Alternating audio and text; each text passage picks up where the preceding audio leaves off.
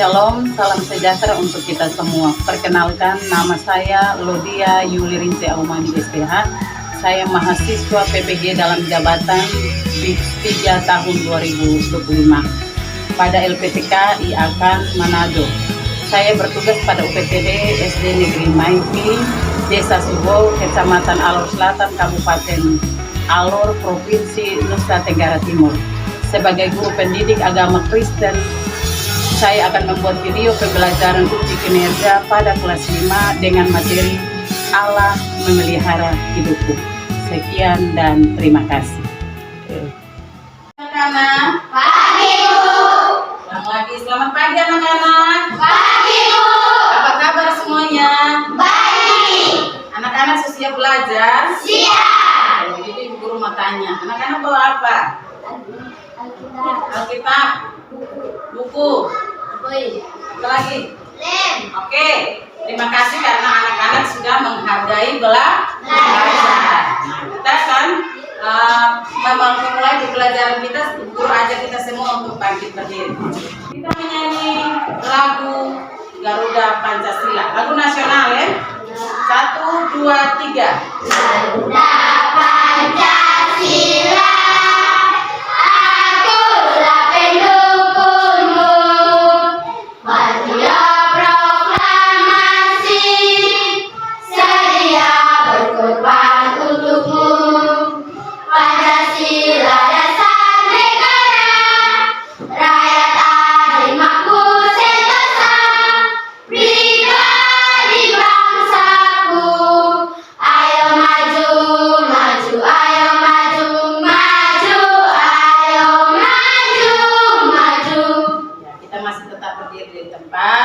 Kita akan menyanyi satu lagu rohani untuk kita masuk di dalam doa sebelum pembelajaran kita dimulai. Nanti Nona Galina bawa kita ke dalam doa.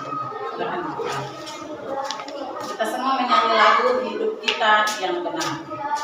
Hidup kita yang benar. 1, 2, 3. Hidup kita yang benar haruslah mengucap syukur, dalam Kristus bergema, janganlah terkebur, dalam susah pun senang, dalam segala hal aku bermasmur dan ucap syukur, itu kehendaknya.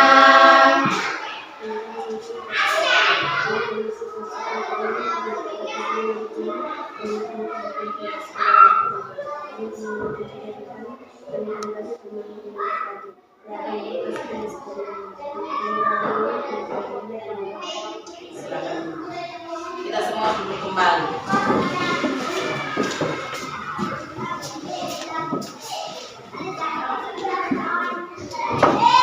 Anak-anak pernah melihat orang sakit? Benar. Kira-kira sakit apa? Sakit perut, sakit apa? Gigi, sakit kepala.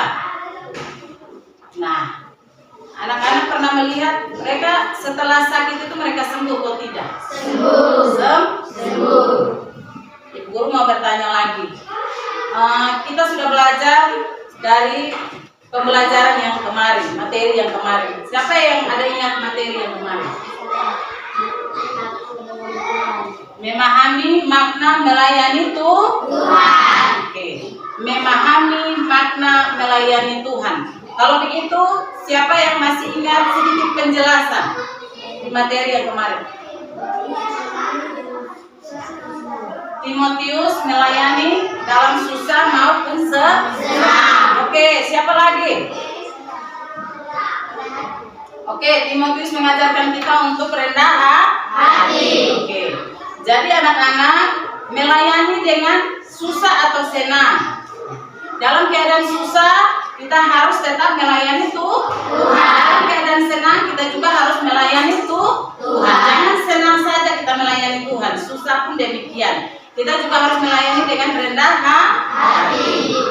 Tujuan pembelajaran kita pada pagi hari ini adalah peserta didik dapat memahami bentuk-bentuk pemeliharaan Tuhan. Peserta didik dapat memahami apa? Bentuk-bentuk pemeliharaan Tuhan. Kita semua bangun berdiri, kita ekspresi. Apa kabar anak-anak semua? Luar biasa. Siapa kalian untuk belajar? Siap. Siapakah yang menyembuhkan kita? Yesus. Yesus kita? Daisa. Oke, silakan duduk. Kita akan membaca pelajaran di dalam Alkitab, yaitu 2 Raja-Raja. Silakan membuka Alkitab di dalam 2 Raja-Raja 5 ayat 1 hingga ayat yang ke-19. 2 Raja-Raja 5 ayat 1 hingga ayat yang ke-19. Silakan salah satu orang baca untuk kita.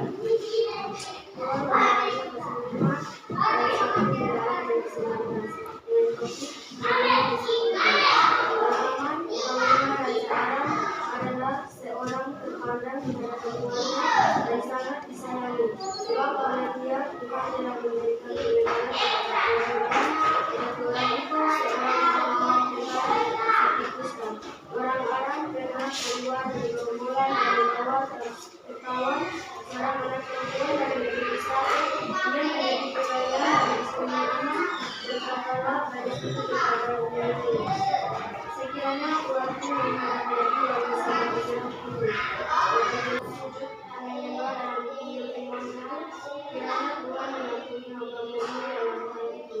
Maka berkatalah Elisa kepadanya, pergilah dengan selamat, karena Naaman berjalan tidak berapa jauh daripadanya. Ya, terima kasih yang sudah membaca. Setelah kita membaca Alkitab, kita nonton video sedikit ya.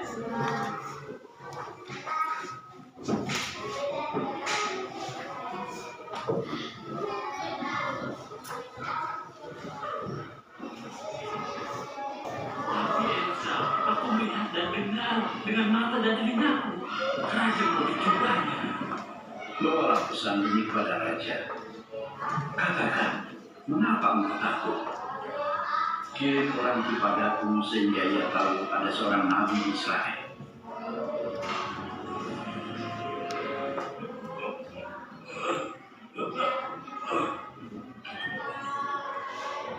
Engkau Nabi Elisa. Akulah hambanya. Nabi berkata, pergilah mandi 7 kali di sungai Yordan, maka aku tujuh. Terima kasih. Sudah Bu. Ya, anak-anak sudah nonton Kira-kira videonya bagus atau tidak? Bagus. Membantu inspirasi? Oke. Ibu guru punya satu gambar. Ini gambar tentang siapa? Tentang siapa? Naaman. Bukan Nabi Naaman. Ini Naaman. Gambar yang ini menjelaskan tentang Naaman sedang sakit Kusta. Naaman sedang sakit apa? Kusta. Yang ini setelah dia kena sakit kusta, ini dia punya istri dengan gundik. Ini siapa? Istri dan kundi. Istri dan Kundi. Kalau kita di Indonesia itu dikatakan bilang pembantu. Dia punya pembantu. Kalau ini siapa? Naaman. Naaman mandi di kolam di Sungai Yordan atau kolam Yordan. Nah, dia mandi dan dia mendapatkan kesembuhan. Guru ingin menjelaskan sedikit kepada anak-anak tentang kisah cerita daripada Naaman. Naaman ini adalah seorang panglima. Dia seorang apa? Panglima. Dia adalah seorang panglima yang ketika dia melakukan perang itu mendapatkan kemenangan. Dia juga pribadi yang disegani, dihormati, dihargai dalam suatu kerajaan. Dia punya kampung itu namanya Kampung Aram. Ketika Naaman ini mengalami salah satu penyakit yang dinamakan penyakit kusta. Anak-anak tahu penyakit kusta? Tidak tahu? Nah, penyakit kusta itu Itu penyakit yang pelan-pelan dia mulai luka di badan pelan-pelan, dan akhirnya dia punya buku-buku ini mulai terlepas, mulai dari jari-jari, dari kuku, dari kaki sampai kepada kepala, dan akhirnya meninggal. Nah, Naaman ini mulai sakit, jadi dia mulai merasa bahwa dia badannya harus mendapatkan kesembuhan. Dia cari di kampung yang satu, dia pergi lagi di kampung yang satu, dia pergi lagi di kampung yang satu, tetapi tidak mendapatkan kesembuhan. Ada salah seorang gundik daripada istrinya itu berasal dari Israel, karena dulu waktu dia jalan keluar dari rumah itu ada rombongan orang Aram. Jadi dia masih kecil, jadi dia tersesat di dalam itu rombongan dan mereka bawa sampai di kota Aram itu. Ketika sampai di sana, dia diberikan kesempatan untuk menjadi gundik atau pembantu di istri daripada Naaman. Dia melihat ini Naaman, dia melihat begini, dia bilang, aduh, saya punya bapak nih sakit nih, saya mesti kasih tahu mama dulu. Mama, boleh saya omong? Oh iya boleh, bagaimana? Bapak tuh kalau di sana dia pergi di Israel, ada satu kampung namanya Israel. Dia pergi di sana, dia ketemu dengan ada salah satu nabi namanya Nabi Elisa. Nabi siapa? Elisa. Nabi Elisa ini bisa menyembuhkan. Kalau dia mau dia pergi. Terus dia istri sampaikan kepada dia suami Naaman ini, dia pergi. Panglima ini dia pergi, dia omong, jadi Naaman menyetujui dia. Tapi sebelum dia keluar, karena dia seorang panglima, dia harus minta izin kepada Raja Aram. Raja siapa? Aram. Dia ketemu dengan Raja Aram. Terus Raja Aram mengizinkan. Oke, kalau begitu saya buat surat dulu. Karena pergi di satu kerajaan harus buat surat baru pergi. Membawa surat dari raja. Isi surat itu dia menjelaskan bahwa kalau kamu dapat menyembuhkan saya punya panglima, orang yang saya suruh datang ini, tolong sembuhkan dia. Jadi Raja Israel dia merasa bahwa kenapa jadi lu tulis surat seperti ini? Seolah-olah lu cari gara-gara dengan saya. Akhirnya dia mulai mengoyangkan pakaian. Dia robek ini dia punya pakaian, dan akhirnya Nabi Elisa ini dengar. Jadi bilang begini, kenapa jadi gitu raja tuh? Dan dia koyakkan dia punya pakaian, biar supaya Naaman dia datang di Israel, dia lihat bahwa ada salah satu nabi yang ada di Israel yang bisa menyembuhkan, dia bisa menyaksikan. Nah, ketika itu Naaman itu dia datang itu bukan dia datang dengan sendirinya, dia bawa dia punya teman-teman yang lain, dia bawa dia punya prajurit yang lain, itu dia datang bertemu dengan Elisa. Tetapi Elisa tidak ketemu dengan dia. Dia juga membawa 10 talenta perak, dia juga membawa sebagian pakaian, sepotong pakaian, dia juga membawa 6.000 sikal. Nah, itu dia bawa datang untuk bertemu dengan Nabi Elisa. Tetapi ketika dia datang sampai di sana, Nabi Elisa tidak mau ketemu dengan dia. Nabi Elisa suruh dia punya pengawal, disuruh dia punya orang untuk pergi ketemu dengan bawahan, untuk pergi ketemu dengan panglima Naaman ini. Jadi ketemu terus dia bilang begini, suruh dia panglima Naaman itu suruh dia mandi 7 kali di sungai Yordan. Terus langsung dia tutup pintu, dia suruh pergi. Jadi Naaman ini tersinggung. Betul kok tidak? Kita tersinggung kok tidak? Kita tersinggung kalau seandainya orang yang kita mau ketemu terus pergi dia suruh orang lain yang ketemu kita. Kita jengkel mati toh? Betul kok tidak? Kita jengkel. Dia begitu, kenapa disuruh orang lain yang ketemu? Naaman juga begitu. Dia jengkel sekali, dia merasa diri bahwa dia seorang panglima, orang terpandang di kerajaan, orang yang sukses di kerajaan, orang yang sungguh berarti di kerajaan, tetapi dia tidak bertemu dengan Elisa. Akhirnya dia bilang begini, tinggal suruh lu keluar, lu panggil lu punya Tuhan Allah, terus lu datang jama-jama sempadan begini terus saya mendapatkan kesembuhan. Kenapa suruh saya mandi di sungai Yordan? Sedangkan di sungai Yordan itu di antara semua sungai yang ada di situ itu di Israel itu sungai yang paling kotor. Jadi dia bilang begini, ada beberapa sungai Parpar, sungai Adana itu menghasilkan sungai yang bersih. Kenapa saya tidak mandi di situ? Jadi si panglima ini dia merasa kecewa, tetapi dia sambil jalan. Dia sambil mengomel, tapi dia jalan, dia ketemu sambil perjalanan, dia punya bawahan tuh, dia datang, dia bilang begini, Bapak, kalau seandainya orang yang suruh Nabi Elisa ini dia suruh melakukan perkara yang besar, tentulah lu lakukan, pasti Bapak buat. Kenapa hanya perkara yang kecil saja nih Bapak tidak bisa buat? Kenapa perkara yang kecil ini Bapak tidak bisa buat? Hanya mandi saja nih, dia pikir-pikir, oh ya bolehlah, kalau begitu saya mandi. Jadi dia pergi mandi. Dia mandi, dia hitung pertama, naik, kedua, naik, ketiga, naik, keempat, sampai ke-7, dia naik langsung dia sembuh. Dia naik, dia sembuh, dia rasa senang sekali. Kalau kita sembuh dari sakit, kita senang atau tidak? Siapa yang pernah senang? Dia sakit panas dulu, tapi dia sembuh. Supaya mama siap air mandi, mandi, siapa? Angkat tangan. Kita semua termasuk ibu guru. Kalau sakit itu pasti kita merasa senang. Baik, sudah kita bahagia, sudah kita senang. Jadi ini Naaman juga demikian. Dia merasa senang, jadi dia mulai pergi. Sampai ketemu Naaman dulu. Sampai ketemu Nabi Elisa dulu. Jadi dia ajak dia punya semua yang dia bawa itu pergi, termasuk dia punya oleh-oleh untuk Nabi Elisa ini dia bawa pergi. Sampai di sana dia bilang begini, saya sudah sembuh. Dan saya mengakui di seluruh dunia ini ada Allah, tetapi Tuhan yang ada di Israelnya, Tuhan yang hebat. Jadi dia mengakui demikian. Terus dia bilang begini, kalau boleh terima saya punya persembahan. Saya punya persembahan saya bawa nih, tolong ambil dulu. Terus Nabi Elisa bilang begini, tidak. Demi Tuhan yang hidup saya tidak mau ambil. Pergilah dengan selamat. Sesuai dengan Alkitab, sesuai dengan video yang kita lihat, bahkan gambar yang kita sudah lihat menceritakan tentang kisah Naaman. Kalau begitu Ibu Guru mau tanya sedikit tentang 3 hal ini. Ada baca Alkitab, tentang video, tentang gambar juga. Ibu Guru mau tanya sedikit tentang kalian. Apa yang kalian senang dari ketiga ini?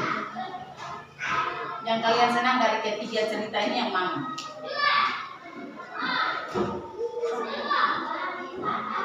Ya, Naaman gambar, oke, dia senang dengan gambar. Dia senang dengan gambar yang tadi menjelaskan tentang Naaman. Ibu Guru mau memberikan soal juga cerita untuk bergambar, terus anak-anak bisa gunting, tempel. Yang soal yang sudah Ibu Guru bagikan itu bisa anak-anak jawab.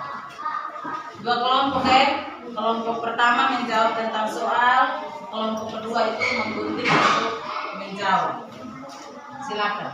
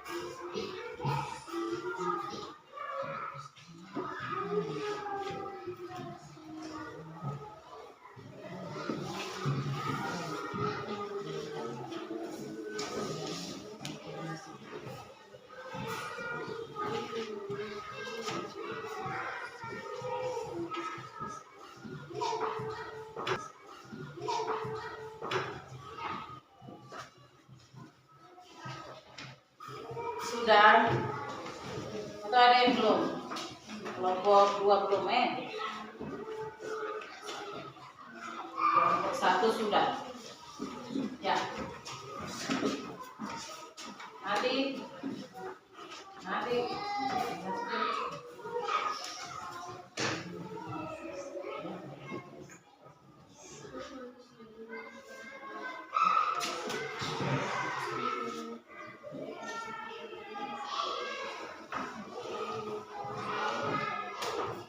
Ya, silakan duduk kembali.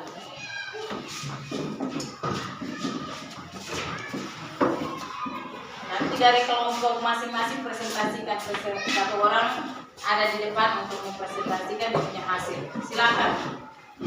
Kelompok 1 duluan.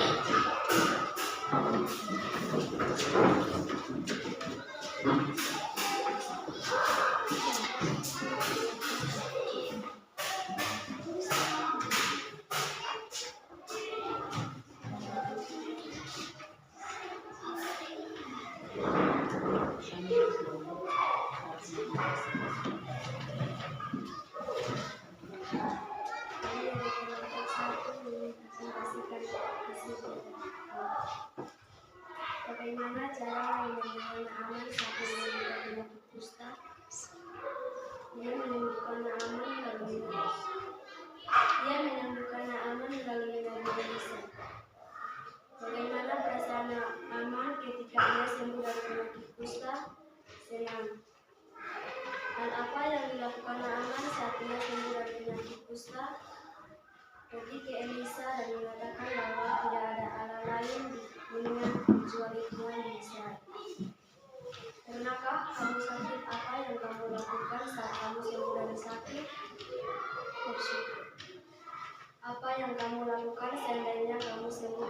sakit mengucap syukur kepada Allah. Ya, terima kasih. Yang kedua bisa mempresentasikan hasil. Di depan, salah satu orang. Silakan.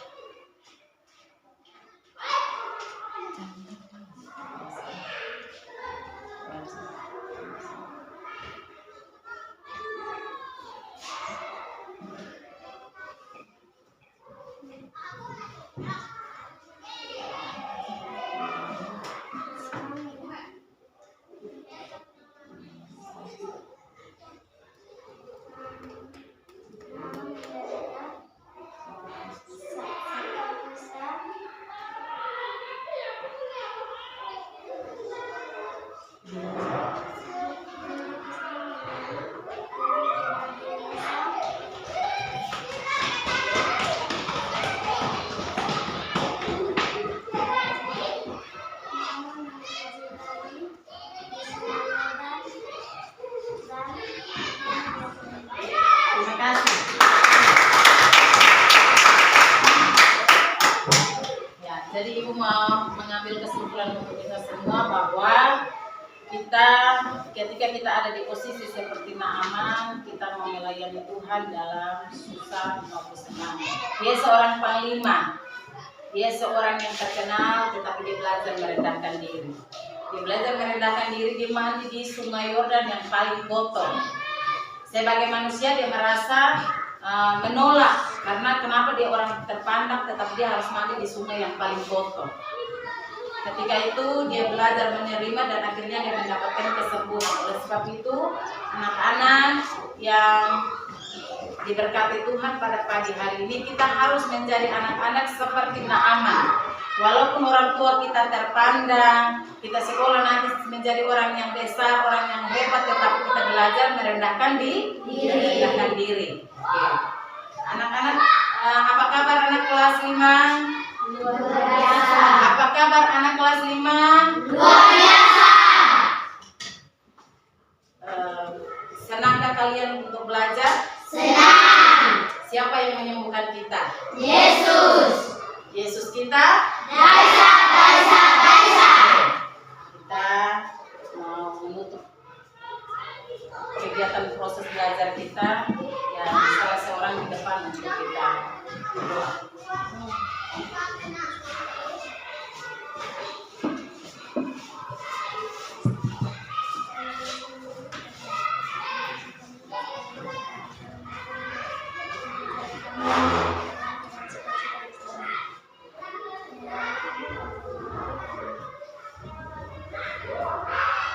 Terima kasih untuk hari ini. Terima kasih untuk hari ini kita sudah belajar dengan baik. Kita akan bertemu di minggu depan. Dan Yesus memberkati kita semua. Shalom. Shalom.